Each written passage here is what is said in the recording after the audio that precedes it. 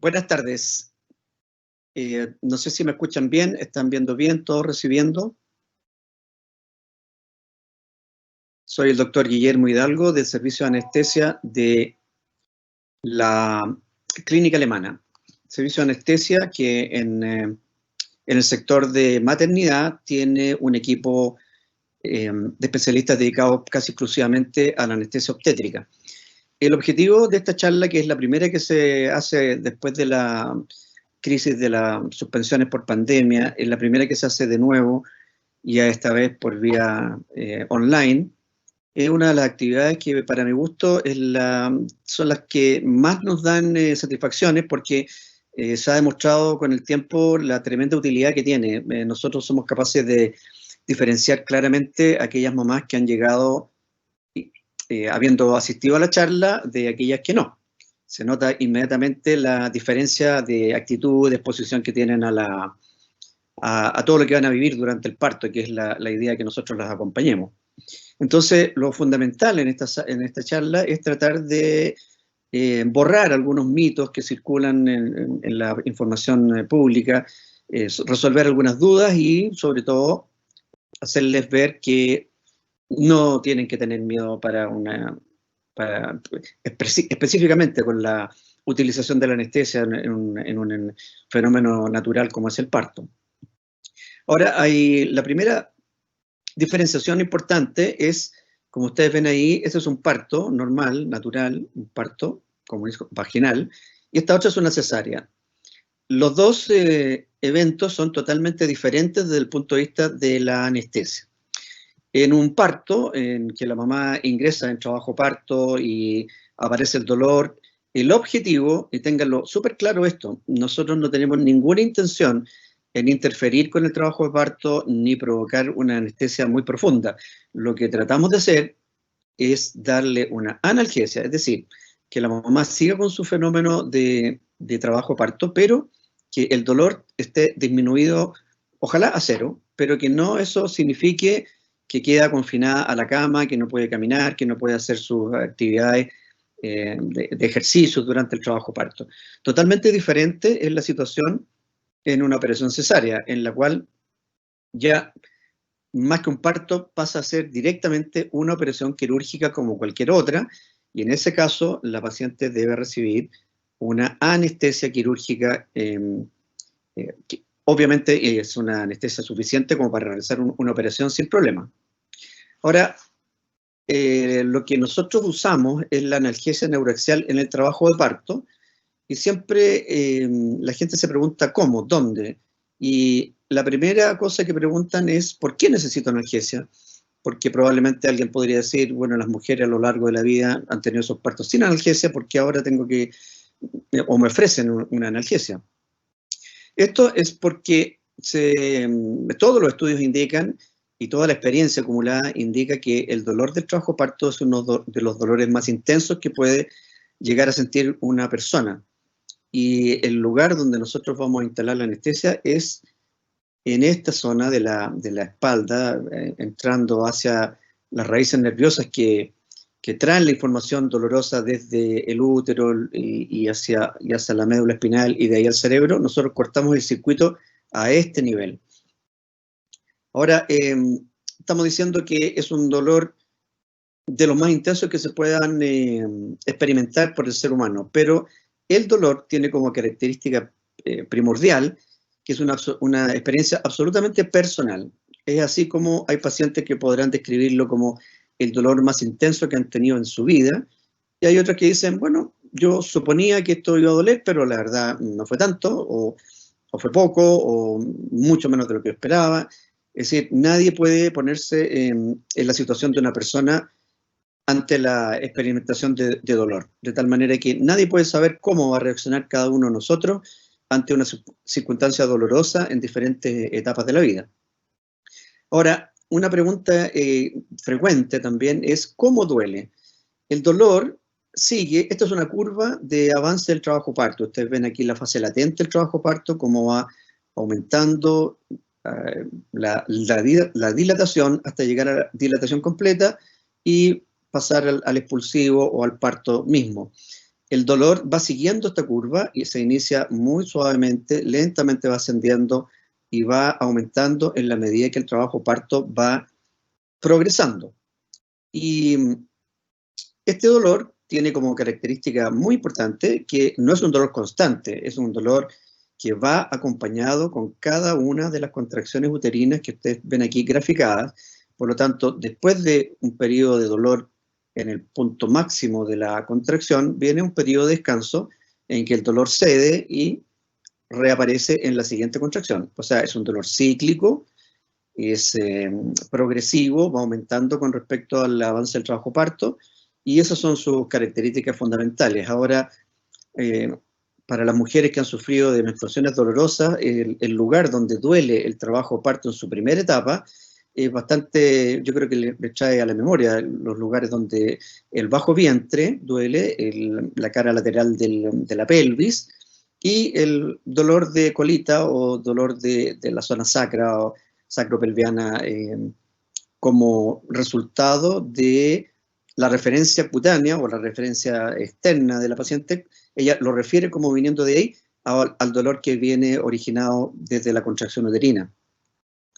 Y en el momento, esto es en la primera etapa del trabajo parto, pero cuando ya la cabeza del feto se mete en la pelvis y empieza el parto propiamente tal, el expulsivo, el dolor de la primera etapa sigue presente, pero aparece otro dolor mucho más intenso, mucho más fuerte, que va a comprometer, ahí en colores trata de graficar un poco la parte más oscura, en la zona donde más duele, la zona perivulvar, perianal, la zona de los muslos también podría doler un poco, y el abdomen inferior. Este es el dolor derivado del paso de la cabeza del feto a través del canal vaginal y su salida a través de el perineo. ¿Cuánto duele? Es muy difícil. Una de las grandes dificultades que tiene trabajar en dolor es cada persona tiene su propia percepción de cuánto duele, por lo tanto es muy difícil decirle leve, moderado, severo, de tal forma que se han inventado algunas formas de las cuales nosotros usamos esta, que es lo que se llama escala visual análoga. Para los niños tiene caritas, pero la idea es que el dolor 0 es la ausencia total de dolor. Y el dolor 10, se le pregunta al paciente, de 0 a 10, el paciente tiene que entender que 10 vendría siendo el dolor más intenso que cree poder soportar en toda su vida. Por lo tanto, en un trabajo parto inicial, normalmente los dolores van a estar en un score de 2, 3 o 4 o 5, para ir aumentando en la medida que va progresando el trabajo parto. Pero esta es la forma que tenemos un poquito para orientarnos con respecto a cuánto le está doliendo a la paciente. Ahora, las alternativas para tratar el dolor son diferentes. Hay algunas como las que no usan ningún tipo de farmacología, ni fármacos de ningún tipo, que son la psicoprofilaxis, la acupuntura, la hipnosis, la aromaterapia, etcétera. Todo ese tipo de, esa rama de tratamientos de dolor que son exentos de medicamentos. Pero por otro lado, lo que hacemos nosotros es el uso de fármacos para el tratamiento del dolor, que pueden ser desde una simple inyección parenteral, intramuscular o intravenosa de algún analgésico, generalmente morfínicos, la anestesia general, cuando lo usamos en base a drogas de diferente tipo, pero la que nosotros usamos en el trabajo parto es la que se llama anestesia neuraxial. ¿Qué significa neuraxial? Que implica bloquear las sensaciones dolorosas que vienen por el neuroeje, es decir, las que vienen de la periferia, útero, perineo, vagina, recto, viajan a través de la médula espinal y siguen hacia el cerebro a través de los pasos medulares. Es ahí donde nosotros, en el neuroeje, es donde tratamos de bloquear esta información dolorosa que no siga subiendo hacia el cerebro y se convierta en la percepción de dolor que todos conocemos. Ahora, eso es súper importante tener claro que en la clínica alemana toda anestesia, toda, cualquiera de que sea, por hasta una mínima sedación, son realizadas por un médico anestesiólogo. Y en el caso específico de la maternidad, los anestesiólogos son anestesiólogos que tienen como subespecialidad la anestesia ginecológica y obstétrica, o sea, se dedican mayoritariamente, algunos de nosotros totalmente, a la anestesia de la madre en sus problemas ginecológicos o de obstétricos. Ahora, otra inquietud que tiene la gente. Dice, o sea, ¿estoy obligada a tener que recibir anestesia? Eso probablemente es una corriente moderna en la medicina, en que nada que el paciente no desee se le debe hacer. Por lo tanto, ustedes en un parto normal pueden elegir si quieren recibir anestesia o no. Eso depende de los conceptos que tengan ellas con respecto al parto, con lo que han tratado o del tipo de parto que le ha ofrecido su obstetra y su matrona. Ustedes pueden decidir si van a elegir anestesia o no. En cambio, en la operación cesárea, obviamente, el paciente no puede elegir si quiere operarse sin anestesia o con. Ahí necesariamente debe recibir anestesia, y la anestesia ideal para un parto por cesárea es una anestesia en que la madre esté consciente. Por lo tanto, es una anestesia de la que acabamos de comentar, la anestesia neuroaxial. Ahora, el día del parto o sea, se van a empezar a producir una serie de eventos, pero ¿cuál es el más importante? El más importante es que en el momento de recibir anestesia, la madre lo haya aceptado, y esto no solamente queda en la expresión de la voluntad, sino que se firma un documento en que acepta el consciente la aplicación de una anestesia, en el entendido que se le han explicado los riesgos, los beneficios y las complicaciones posibles. Después de eso, tiene que estar en trabajo parto, obviamente, y el trabajo parto no solamente tiene que estar presente, sino que además tiene que doler, un dolor que la paciente ya necesite calmar y aliviar. Siempre va a tener una vía venosa permeable. Esto es un concepto básico, es como la letra A de la anestesia. No hay ningún acto anestésico que no empiece con la canulación o con la instalación de un suero, porque a través de él nosotros podemos manejar las eventuales complicaciones que se puedan producir, bajas de presión o cualquier otra. Manejamos medicamentos a través de la vía venosa. O sea, no se puede hacer ningún tipo de anestesia si no está presente una vía venosa que esté permeable.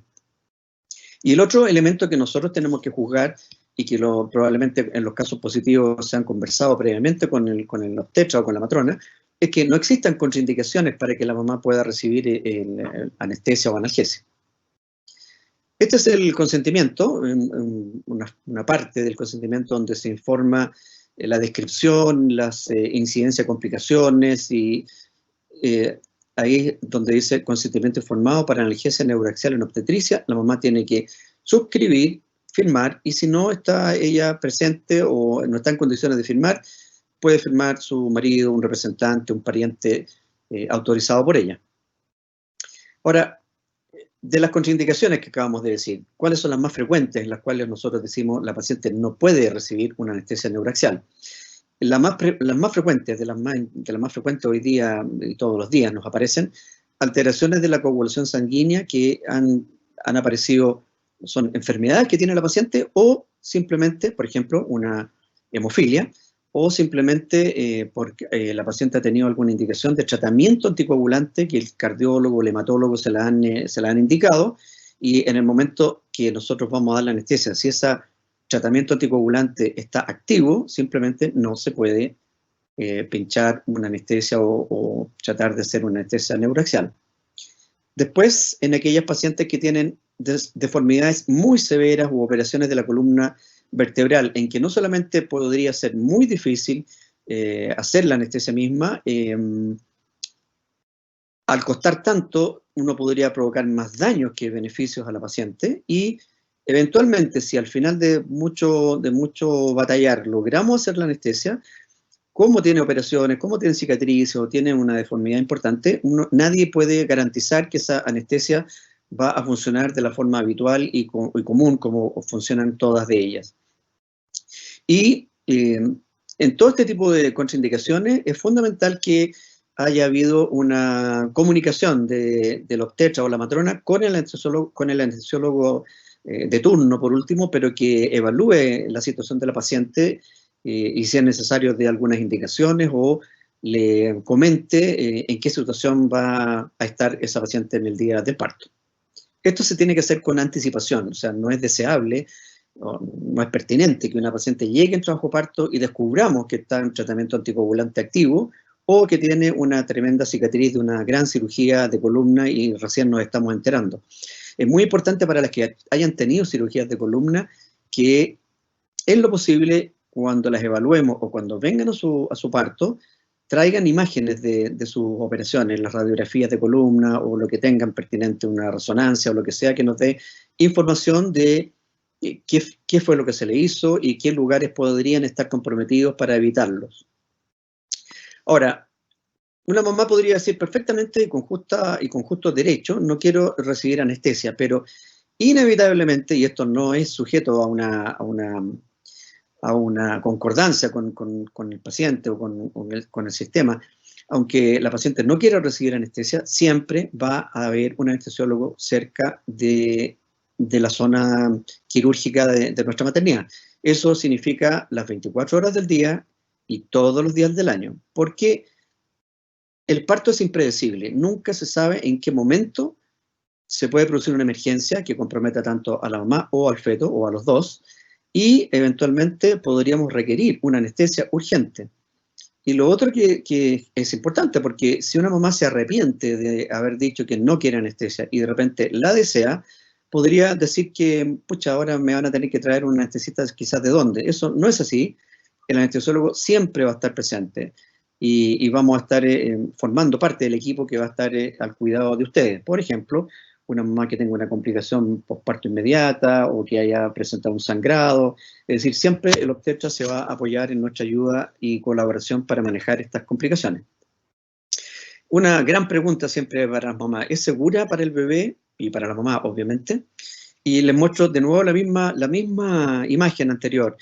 Justamente para que esta anestesia sea segura tanto para mamá y bebé, es que se hace este tipo de anestesia, en que la cantidad de droga que entra al cuerpo de la madre para bloquear el impulso doloroso, para darle anestesia o analgesia, es muy pequeña y además está circunscrita a esta zona donde están los nervios, de tal manera que la cantidad de droga que circula por la sangre de la mamá y que eventualmente podría llegar al feto es prácticamente indetectable. Es muy baja la concentración de drogas que podrían pasar al feto. Por lo tanto, es una anestesia muy segura para el recién nacido y para la mamá también. Ahora, ¿cuándo se puede comprometer un feto en el intraútero?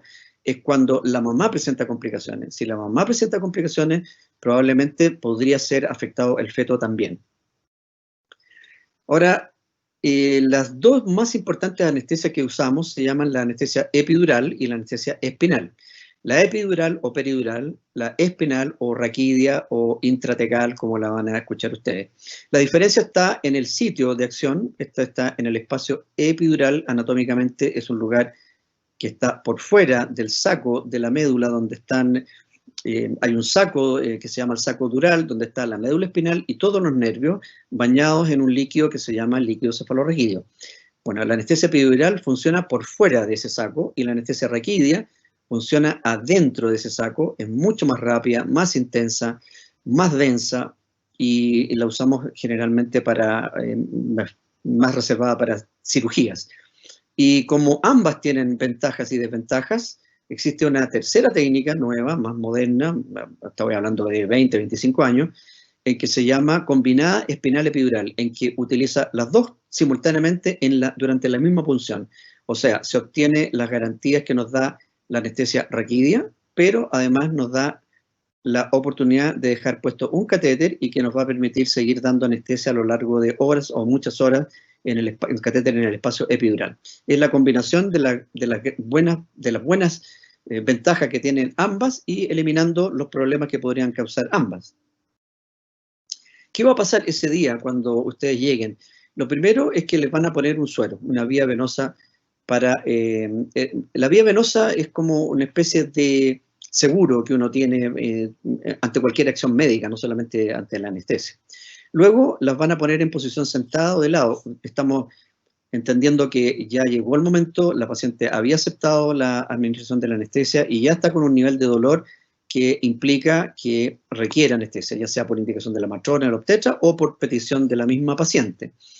Dependiendo de la experiencia y de los usos y costumbres del anestesiólogo, la gran mayoría las va a poner en esta posición, del lado izquierdo, o si no, las van a sentar.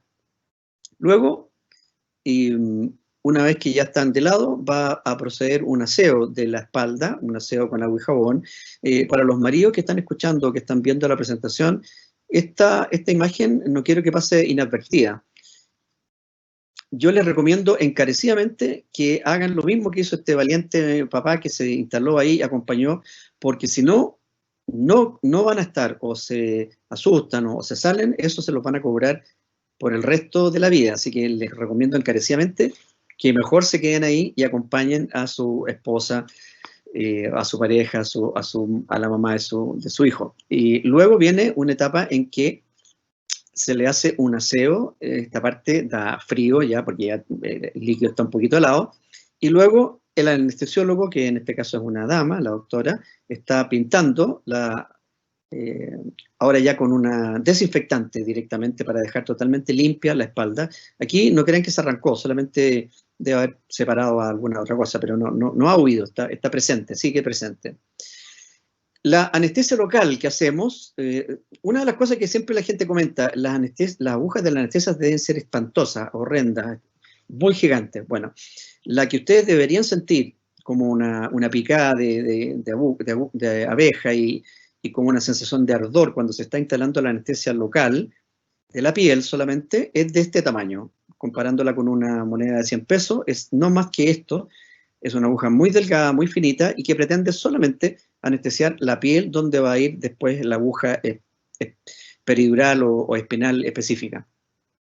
Aquí ya la doctora hizo la punción y en el caso de una epidural, fíjense que está, no sé si se alcanza a ver bien, pero queda un catéter. La finalidad de este catéter es que la dosis que puso la doctora en esta primera dosis eventualmente va a durar 1 hora y media, 2 horas. Un trabajo parto va a durar mucho más y eventualmente se podría requerir una nueva dosis. Entonces, para no realizar todo el proceso de nuevo, se inyecta una dosis de refuerzo a través de este catéter que quedó aquí. Ahora, la siguiente diapo siempre me ha causado mucha risa.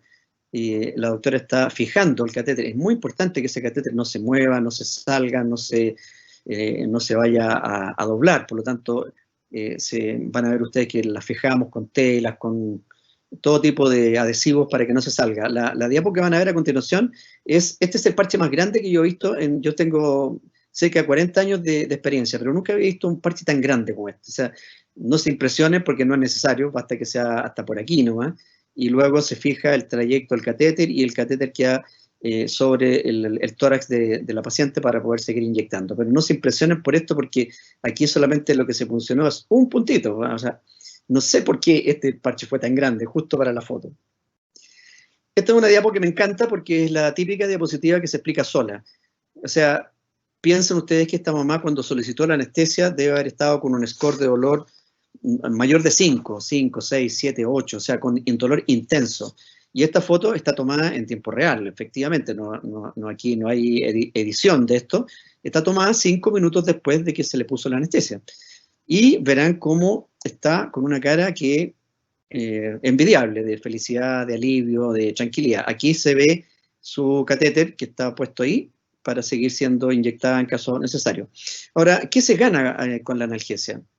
Porque no solamente eso, se gana alivio del dolor, que es una cosa súper importante para mi gusto, y se tranquiliza el ambiente, porque cuando la paciente está con dolor intenso, está nervioso el marido, está nerviosa ella, está nerviosa su familia, y muchas veces también está un poco inquieto el obstetra, la matrona, y nosotros también. O sea, de repente hay pacientes que dicen, no quiero anestesia, pero uno las escucha como tienen dolor intenso y obviamente que nos da preocupación.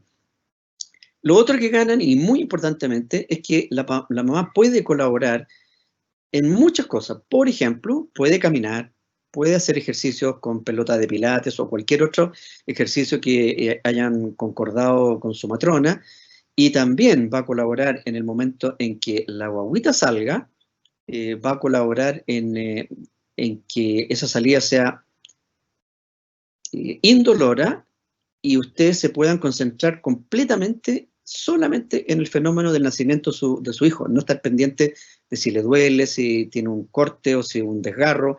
Eso va a favorecer el apego, que es tan importante hoy en día, porque la mamá sin dolor, el doctor le va a estar haciendo la extracción de la placenta, va a estar suturando si es que es necesario algún punto, y ustedes van a estar sin dolor, completamente concentradas en lo que es lo más importante, que es la conexión con su recién nacido.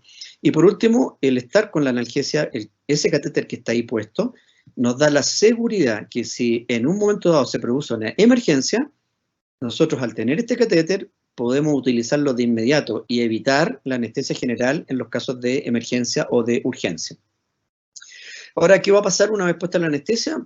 Obviamente lo primero que va a pasar es que se le va a aliviar el dolor. Pero debido a la combinación de drogas y por razones técnicas que usamos combinaciones de drogas, van a sentir que podrían tener picazón en el cuerpo, van a tener una sensación de hormigueo y calor en las piernas, como cuando a uno se le queda una pierna cruzada durante mucho rato y se duerme, lo mismo. Podría haber una caída de la presión arterial. En trabajo de parto, muy raro, muy raro. En la operación cesárea es más frecuente y por eso que está la paciente monitorizada completamente, con toma de presión cada 1 minuto, con el electrocardiograma, con el oxímetro de pulso, y está el suero presente, pasando el suero rápido, y además podemos aplicar a través de la vía intravenosa las drogas necesarias para corregir esta baja de presión arterial. Luego podrían provocar en algunas ocasiones, especialmente cuando la mamá ha tenido mucho dolor, es que al aliviarse el dolor muy rápidamente, las contracciones se pongan muy potentes y muy largas y podrían incluso comprometer un poco los latidos del feto, o sea que la frecuencia cardíaca del feto disminuya. Cuando esto aparece, nosotros revertimos el efecto de esta contracción tan potente y hacemos lo que se llama una tocolisis, significa relajar un rato el útero para que empiece a recuperar sus contracciones en una potencia más normal y no tan intensa. Y lo que va a ocurrir también después, que si pasan varias horas o el trabajo de parto avanza muy rápido, es que el dolor va a reaparecer y la idea es reforzar la analgesia antes que el dolor vuelva a los niveles iniciales, sino que solamente cuando ustedes estén empezando con molestia, reaplicar una dosis de analgesia. Ahora, en el caso de la operación cesárea, eso es, como ya les dije antes, totalmente diferente. Aquí se trata de una operación. En una operación cesárea, la idea es que se duerma esa parte del cuerpo que está oscurecida, y para eso, igualmente, si es que no venían con el catéter, el anestesista les va a poner su anestesia en el pabellón, o de lado, o aquí en este caso sentada, está tocando el lugar donde va a hacer la inyección, y en algunas ocasiones podría ser necesaria, porque falló la anestesia o porque la emergencia es de tal magnitud que no podemos darnos el lujo de esperar a que haga efecto la anestesia neuroaxial, podría ser que requiriéramos anestesia general. En ese caso, lo que está en oscuro es que todo eso se bloquea, es decir, no solamente la analgesia corporal completa, anestesia, pero también la conciencia y los reflejos protectores de la vía aérea de la mamá. Como esta situación, a pesar de excepcional, siempre va a estar presente, o sea, siempre es posible que una paciente requiera anestesia general de forma urgente, es que no deben comer en el trabajo de parto. Y durante el trabajo de parto, una vez iniciado, solamente están autorizadas para tomar líquidos que no tengan residuo, que no tengan grasa, leche no, por ejemplo, líquidos claros, jugos líquidos claros, y lo que mucho le gusta a las pacientes es el helado de piña en agua, que tiene un poquito de azúcar, le refresca un poquito y les da cierto sabor rico. Ahora, con respecto a los riesgos o complicaciones, aquí hay todo un listado en que uno dice, esto es un espanto, pero sí, fíjense la frecuencia de estos. Que el catéter funcione mal, o que haya que reinstalarlo, o que haya que hacer de nuevo la anestesia, 1 en 8 casos. Yo diría que esto es muchísimo, o sea, 1 en 8 casos yo encuentro demasiado. Estas son estadísticas extranjeras. Yo te diría que nuestra frecuencia de cambiar catéteres es muchísimo más baja que esta. Yo diría, no sé, 4 o 5 en 100 o en 50, pero no jamás 1 en 8. Eso es una frecuencia muy alta. Que caiga la presión arterial en el trabajo de parto, como ya les dije, es muy raro, es mucho más raro que esto, mucho más raro que 1 en 50. Pero en la operación cesárea sí, ahí sí que podría ser que estuviéramos en un rango parecido, o incluso más frecuente todavía. O sea, una de cada 5 pacientes podría tener una baja de presión, que es manejada inmediatamente por el anestesiólogo. Complicaciones como la famosa cefalea posraquidia o dolor de cabeza después de una anestesia de este tipo. En la anestesia epidural, 1 en 100. también diría que esto es un poquito exagerado. Yo diría una en 200 o 250. Y una en 500 en anestesia requerida. Yo diría que con las agujas que utilizamos hoy día no debiera superar, pero en ningún caso, uno en 500 casos. Daños a los nervios porque sufrieron un calambre o quedan adormecidos, no debiera pasar más que uno en 1000 casos y una molestia temporal, y que duren un poco más largo, uno en 13.000 casos, o sea, son frecuencias sumamente bajas. Las infecciones, la meningitis, el hematoma epidural, bueno, todo ese tipo de cosas que tratamos de evitar con ese aseo riguroso, con la colocación de guantes, gorro, mascarilla, obviamente, y con el aseo riguroso de la espalda, más la aseptización, esto supera, o sea, son 1 en 50.000 o más casos, o sea, son sumamente poco frecuentes este tipo de complicaciones más graves.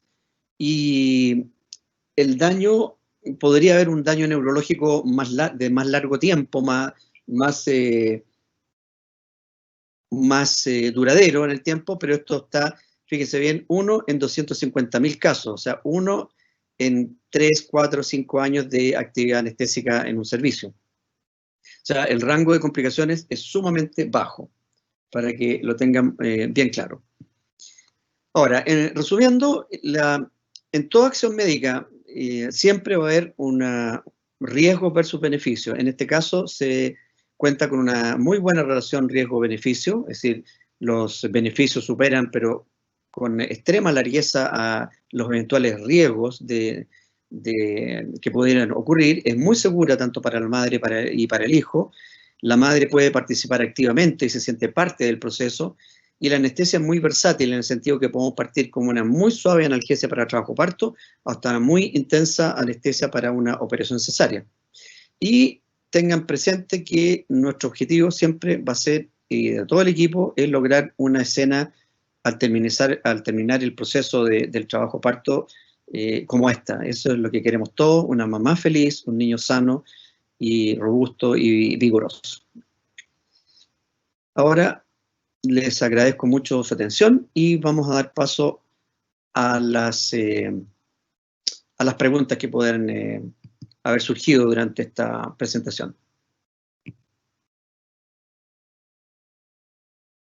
¿Ahí estamos?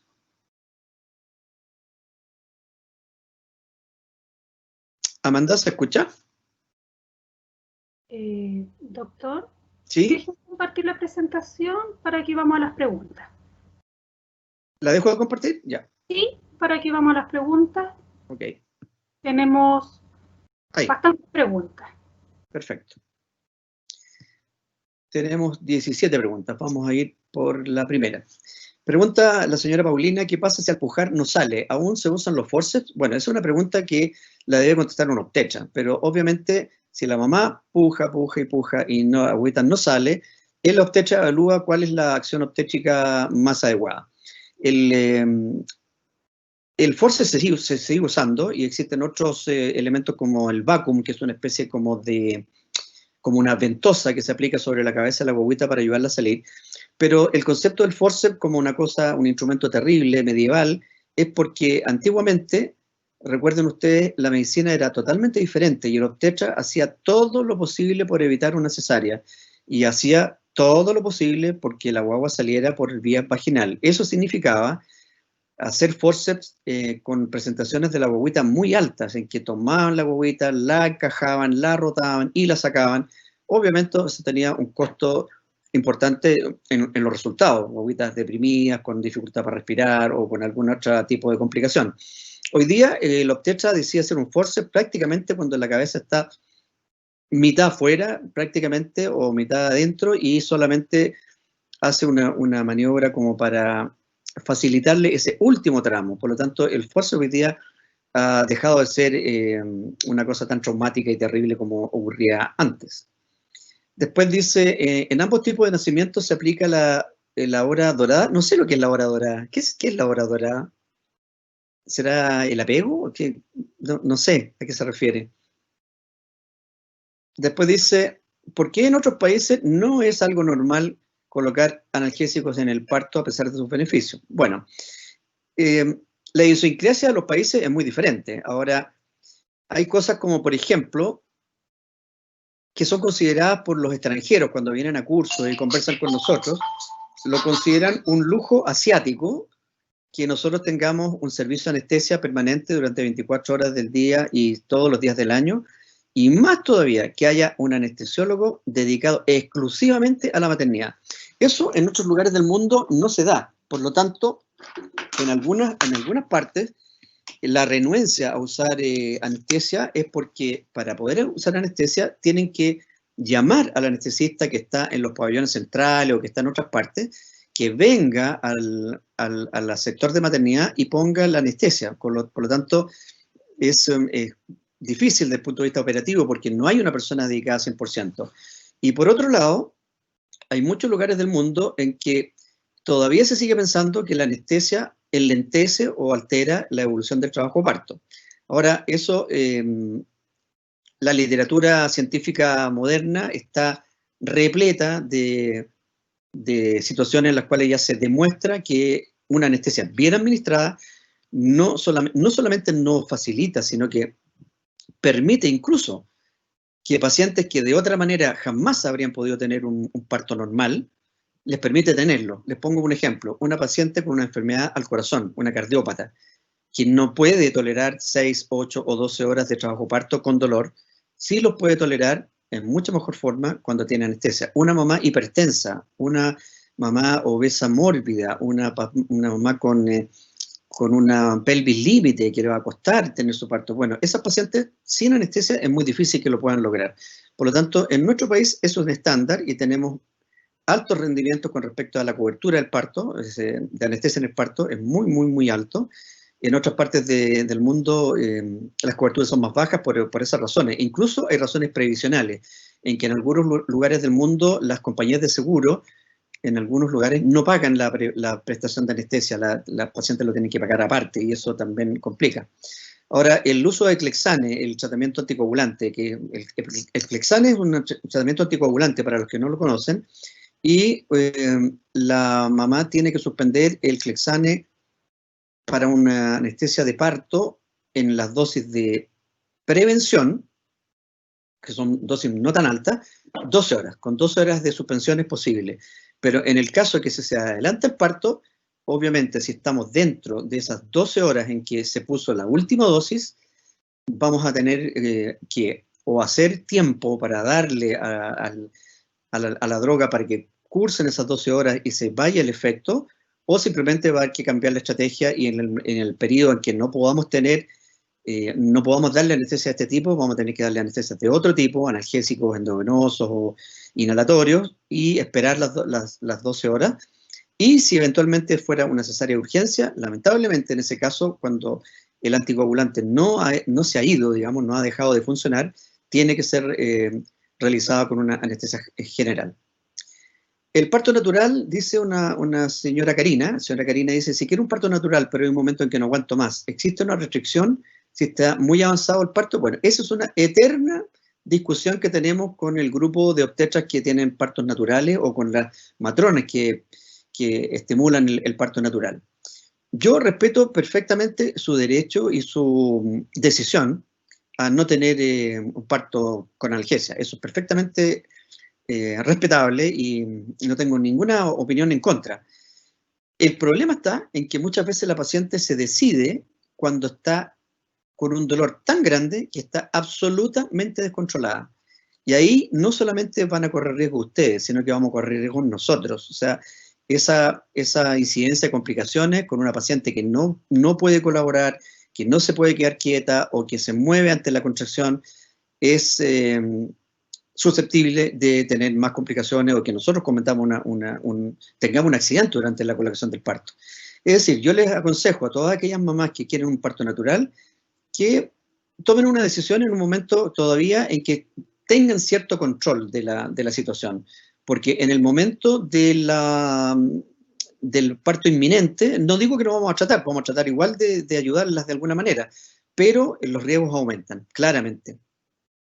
Una de las cosas importantes de la mamá, uno de los mitos dicen, no me puedo mover ni un milímetro, no puedo ni respirar durante la instalación de la anestesia. Eso no es así. Lo importante es que si se va a mover, nos avisen. Por ejemplo, si estoy yo con la aguja empezando la anestesia y empieza una contracción, que me diga, doctor, me está empezando una contracción, podemos parar un poquito, y nosotros nos detenemos, esperamos la contracción y entre contracción y contracción seguimos con el procedimiento. Ahora, dice, si tengo mucho dolor y me administran algún fármaco, ¿de igual manera estaré alerta y cooperaré con el pujo?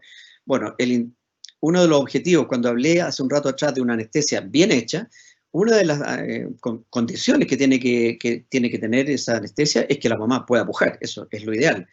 Pero muchas veces la mamá no tolera el pujo porque lo percibe, dijimos hace un rato, el dolor es algo personal. Ella percibe el pujo como dolor. Por lo tanto, tenemos que aumentar la dosis de anestesia y muchas veces se le pasa el dolor, pero también se le pasa la capacidad de pujar en forma eficiente. Eso hablando con la anestesia regional. Ahora, si aplicamos medicamentos por vía intravenosa o vía inhalatoria, obviamente que si la mamá no está 100% consciente, no va a poder pujar con la potencia que se necesita. Ahora, la señora Nicole pregunta, ¿cuánto demora la analgesia en hacer efecto? Cuando se usa una anestesia combinada o cuando se usa una anestesia raquídea, el efecto es dentro de los primeros 3 a 5 minutos. Cuando se usa una epidural sola, ahí demora un poquito más, pero en un trabajo parto alrededor de 10 a 15 minutos, es decir, 2 o 3 contracciones. El momento perfecto para suministrarla en caso que la madre lo pida es, el momento perfecto es cuando esté en trabajo de parto franco, decididamente trabajo de parto y que tenga dolor. No hay restricciones de dilatación ni de presentación. Obviamente no podemos estar dando anestesia con un trabajo de parto en una guagua que esté en podálica o que esté en tronco. Si está en un trabajo de parto normal y tiene dolor, no hay restricciones para la indicación de la analgesia, porque mientras más precoz sea, vamos a utilizar dosis más pequeñas. Y dice, la analgesia me impide mover desde la cintura hacia abajo, como para impedir tener un parto de pie, por ejemplo. Bueno, si tiene una analgesia, nosotros podemos dar una analgesia en que usted pueda tener su parto de pie, pero obviamente no se puede pedir que esa anestesia vaya a tener una analgesia completa, 100%. O sea, es imposible lograr una ausencia total de dolor sin bloquear algo las piernas. Por lo tanto, si vamos a tenerla con cero dolor, lo más probable es que no pueda tener el parto de pie. Pero si tenemos una analgesia en que el dolor sea totalmente controlado y no sea un impedimento para su pujo, para su maniobra obstétrica, la podría tener perfectamente de pie o en cuclillas, y eso se hace en algunas oportunidades. ¿En qué momento del parto se coloca? Ya lo dijimos, en trabajo parto y con dolor. Existen alergias a los anestésicos locales que son extremadamente raros, pero rarísimas. Y la verdad es que cada vez que aparece una alergia real a los anestésicos locales es como motivo de gran sorpresa para todos porque prácticamente se consideró durante mucho tiempo como inexistente. Hoy día no podríamos decir eso, pero la gran mayoría de las pacientes no tienen alergia. Sí van a tener picazón del cuerpo, eso es prácticamente inevitable y muchas veces podrían algunas pacientes asustarse y pensar que están haciendo una reacción alérgica, pero no es así, es una reacción normal ante la anestesia. Y aquí un valiente, un papá dice, José, o no sé si es José o María José, no sé. He escuchado que a veces toman medio cuerpo, claro, esa es una de una anestesia que no está funcionando bien. Es una de las razones por las cuales se cambia el catéter en alguna oportunidad, pero es una situación de muy baja ocurrencia.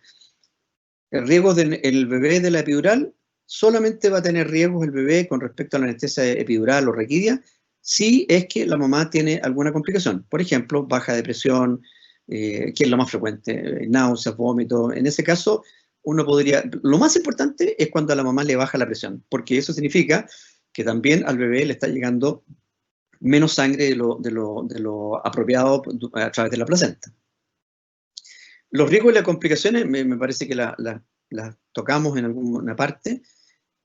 ¿La vía venosa implica necesariamente quedar con un suero colgando? No, podría quedar la vía venosa puesta, pero no conectada a un suero. Va a haber un momento que sí, va a ser imprescindible, pero en las etapas iniciales ustedes podrían tener la anestesia, perdón, el suero puesto, el teflón, porque es un plástico lo que queda en la vena y se usa, se pone el suero cuando sea necesario, pero en los inicios podrían estar sin suero perfectamente. La anestesia neuroaxial se usa para parto normal y cesárea, es la misma, pero las dosis son diferentes, porque en una, como dije, intentamos dar solamente analgesia, es decir, que se le pase solamente el dolor de la contracción, pero que no quede ni bloqueada, ni paralizada, y que no se pueda mover. En cambio, en la cesárea, ahí totalmente diferente, es imprescindible que la anestesia sea potente porque la van a estar operando. Ahí la dosis es muchísimo mayor y esa es la gran diferencia. Los test de la alergia, de nuevo, también es cuando una paciente tiene antecedentes alérgicos. Hay una alergia clásica, que es la que dicen la paciente, el dentista me dijo que era alérgica a la anestésico local. ¿Y cuál fue su alergia? Que cuando me puso la anestesia local me vino un desmayo, me dio taquicardia, el corazón se me salía por la boca. Bueno, eso no es alergia a los anestésicos locales, simplemente es que el dentista está ocupando anestésico local con vasoconstrictor, el vasoconstrictor pasa a la sangre de la madre, de la paciente, digamos, en el sillón dental más de lo necesario, porque la zona de la boca, los dientes tienen mucha sangre, mucha irrigación sanguínea, por lo tanto puede pasar epinefrina a la circulación sanguínea de la mamá y provocar taquicardia, hipertensión, y eso es lo que ocurre, pero no tiene nada que ver con alergia. Cuando una paciente tiene un dato o una sospecha real de alergia a anestésicos locales, sí se pueden hacer test cutáneos previos con un inmunólogo que nos oriente un poco hacia si esa alergia es real o no. Y la anestesia neuroaxial, el concepto a la señora Natalie, el concepto neuroaxial implica todas aquellas anestesias que inhiben el dolor bloqueando el neuroeje, es decir, los nervios que están en la médula espinal y que salen por los espacios de las vértebras. Es decir, la peridural o epidural, la raquidia o espinal o intratecal y la anestesia combinada son todas las mismas, son todas neuroaxiales, porque van al neuroeje. Difieren un poco técnicamente, pero en el fondo las tres son anestesias neuroaxiales. No sé si hay alguna pregunta que no haya quedado clara o si quieren repreguntar o alguna otra duda, pero el mensaje es súper claro, es que vayan tranquilas, que disfruten su parto. Es la experiencia para las que son primerizas, es la experiencia más linda que va a poder vivir una persona en su vida.